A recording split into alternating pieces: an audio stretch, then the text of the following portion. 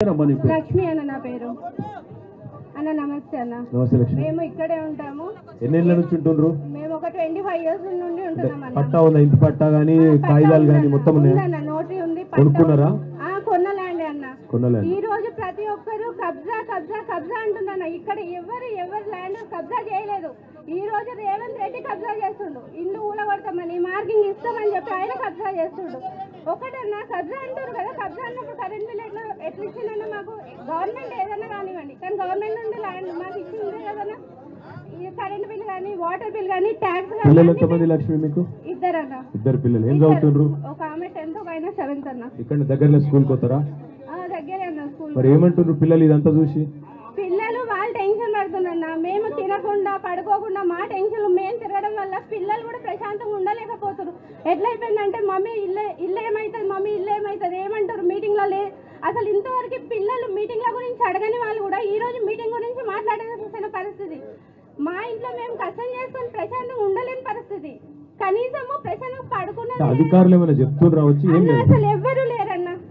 అసలు ఒక మాట ఈ సభాపూర్వకంగా నేను చెప్పదలుచుకుంది, శ్రీనివాస్ అన్న గారు, ఏది దూసరి అన్న, లావణ్య గారు, మల్లేష్ గౌడ్ గారు, వాళ్ళు మా గురించి పోరాడిండ్రు, మా గురించి నిల్చున్నారు.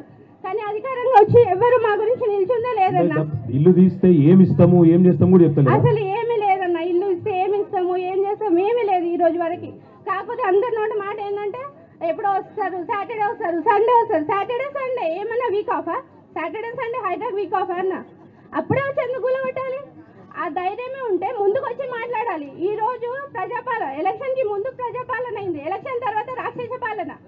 రేవంత్ రెడ్డి రాక్షస పాలన చేస్తుండన్న. ఇంత పేద ప్రజలతోటి ఆడుకొని రక్తము కన్నీరై బయటకు వస్తుందన్న.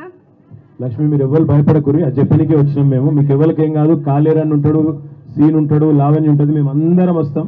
మళ్ళా మీరు ఎప్పుడు ఏమన్నా బుల్డోజర్ వస్తుంది అనిపిస్తే ఇక్కడ ఉన్న మీరు ఇప్పుడు దగ్గర ఒక 1000-1500 మంది ఉన్నారు ఇక్కడ, ఇంకెక్కువ ఉన్నారు.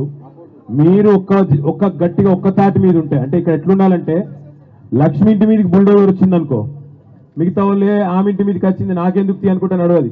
ఇవాళ ఆమె ఇంటి మీదకి వస్తుంది, గంట తర్వాత మీ ఇంటి మీదకి వస్తుంది. లక్ష్మి ఇంటి కాడికి వచ్చినప్పుడే మీరు అందరు బయలుదేరిపోయినారు అనుకో, ఎట్లా వస్తావని అప్పుడు మిగతా వాళ్ళు సెట్ అవుతారు.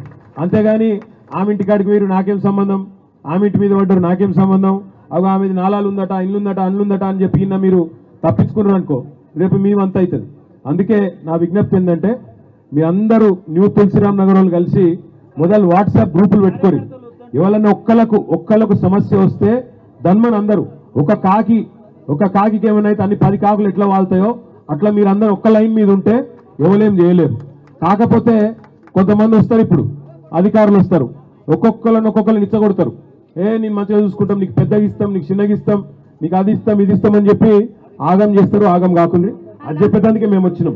చట్టం తెలవాలి, న్యాయం తెలవాలి. కేసీఆర్ సార్ మమ్మల్ని పంపించిండు మీకు అండగుండమని. తప్పకుండా మేము అందరం అండగుంటాం.